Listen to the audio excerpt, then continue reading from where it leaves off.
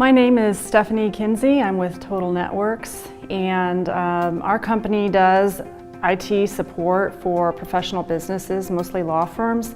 What makes us different is we serve mostly the legal industry, so we specialize in knowing what makes law firms tick and the products that they use.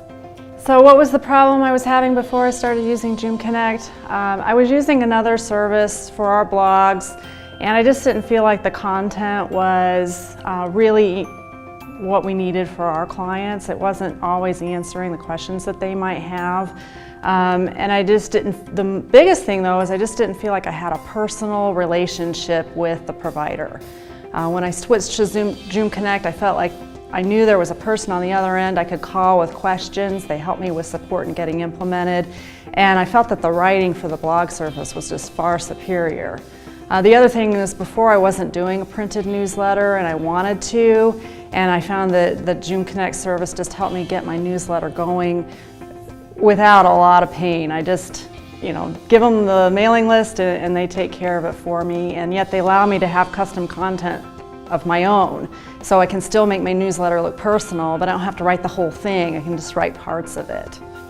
I can tell you about a recent success story we had with the printed newsletter. Actually, with the very first one we sent out, I only sent it to about 70 companies. Now, mind you, they were on our hot list. They were people that already knew who we were. But of those 70, we got 3 phone calls. The very first day it hit their mailbox, we got 3 appointments. We closed one of them just a few months ago. It was a 120-person law firm. Monthly recurring revenue is $12,000 a month with that one. And we had another appointment that turned into a business review of $4,000 in revenue.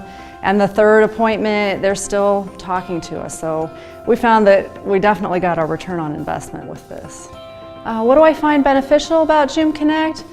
I think that they take a little bit of the personal side of, they're not just spitting out content without really thinking about their customers.